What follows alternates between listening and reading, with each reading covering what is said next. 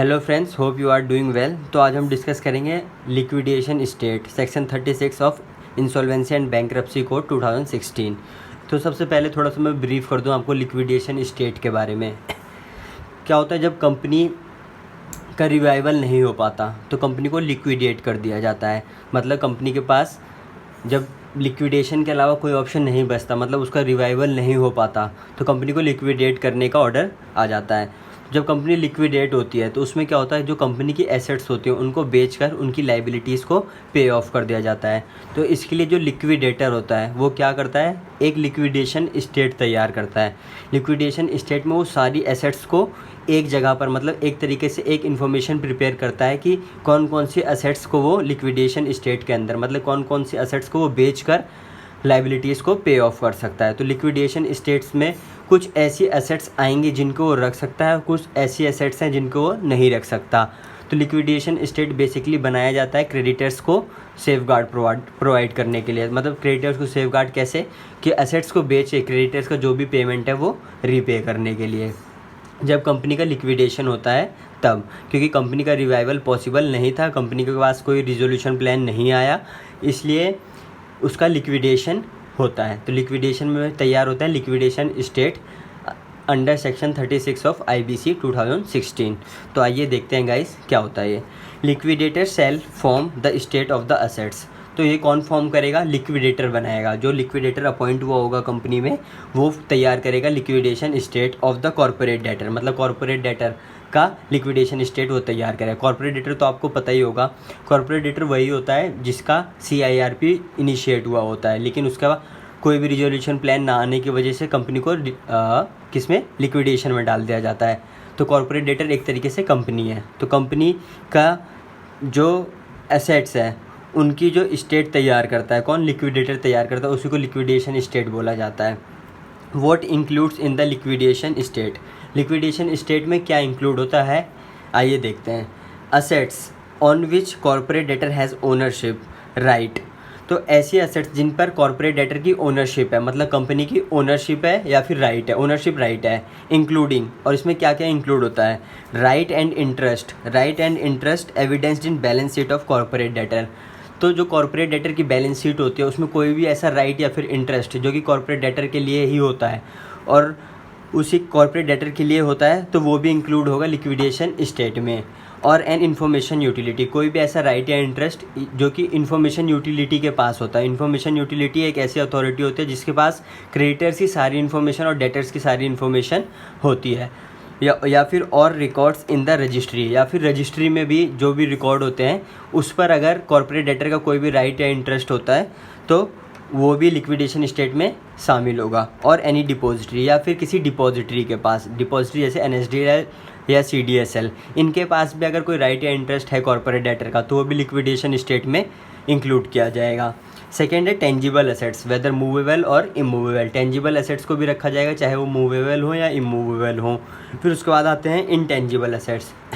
Intangible assets में क्या क्या आएगा, intellectual properties, securities, financial instrument, insurance policies and contractual rights. तो कॉर्पोरेट डेटर की जो भी इंटेलेक्चुअल प्रॉपर्टीज़ हैं वो, उसकी जो सिक्योरिटीज़ हैं वो, फाइनेंशियल इंस्ट्रूमेंट्स हैं वो, इंश्योरेंस पॉलिसीज़ हैं वो, या फिर कॉन्ट्रेक्चुअल राइट्स हैं वो। तो ये सारे किस में आएंगे, लिक्विडेशन स्टेट में। फोर्थ पॉइंट है आपका assets subject to determination of ownership by court और अथॉरिटी। सपोज़ कोई भी डिस्प्यूटेड एसेट है कंपनी की, उस पर अभी कोर्ट का मतलब डिसीजन आना बाकी है। तो जब कंपनी का लिक्विडेशन होता है तो अगर और कोर्ट का डिसीजन आ जाता है, अगर कोर्ट का डिसीजन कॉर्पोरेट डेटर के फेवर में आया तो जो एसेट थी जो मतलब डिस्प्यूटेड एसेट थी वो कॉर्पोरेट डेटर की ही मानी जाएगी क्योंकि डिसीजन आया है उसके फेवर में। तो उस एसेट को भी इंक्लूड किया जाएगा लिक्विडेशन स्टेट में। फिफ्थ पॉइंट है एनी एसेट और value recovered through proceeding for avoidance of transaction.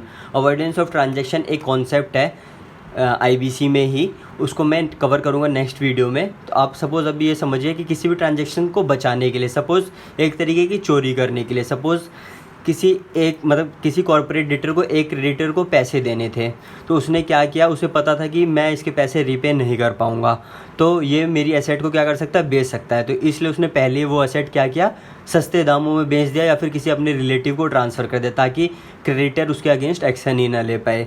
तो एनी एसेट और देयर वैल्यू, या फिर असेट या फिर उसकी वैल्यू अगर उसने वो बेच दी है तो recovered through proceeding for avoidance of transaction, मतलब ट्रांजेक्शन को अवॉइड करने के लिए उसने वो तो असेट या तो छुपा दिया या बेच दिया कम दामों में या रिलेटिव को ट्रांसफ़र कर दिया है, तो उससे भी जो उसके भी जो पैसे होंगे या फिर जो असेट की वैल्यू होगी उसको भी लिक्विडेशन स्टेट में इंक्लूड किया जाएगा। 6th पॉइंट है any asset on which secured creditor has relinquished security interest, कोई भी ऐसी एसेट जिस पे सिक्योर्ड क्रेडिटर ने अपना जो सिक्योरिटी इंटरेस्ट है उसको रिलिंक्विश किया है। रिलिंक्विश मतलब त्यागा है, एक तरीके से छोड़ा है।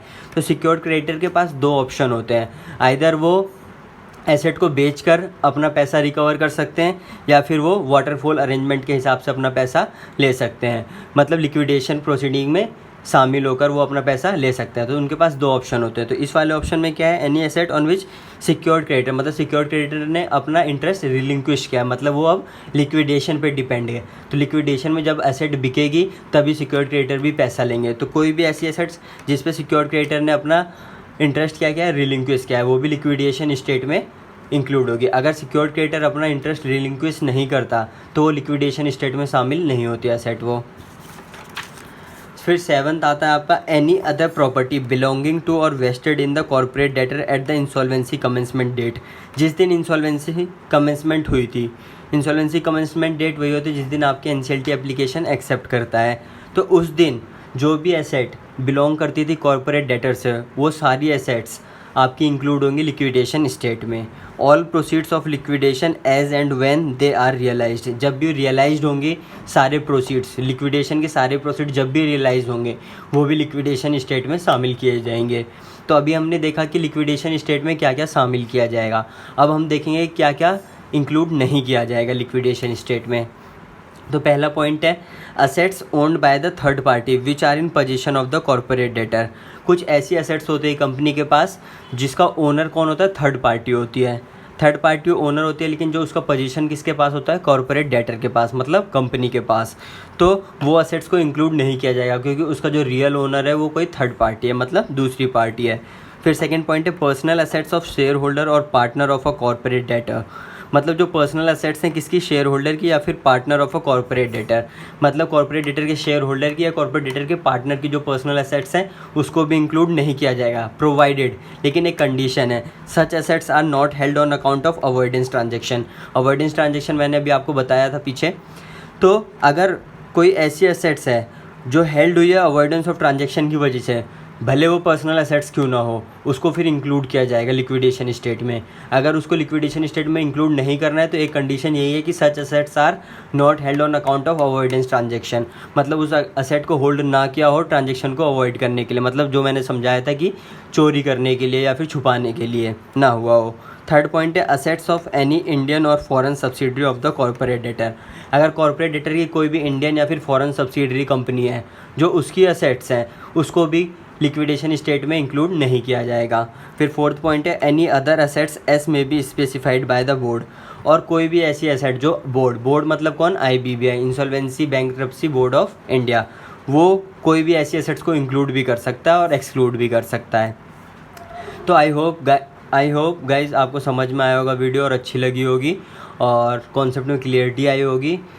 तो प्लीज़ सब्सक्राइब कीजिए चैनल को फर्दर अपकमिंग वीडियोस के लिए। Thank you so much guys, thank you for your support.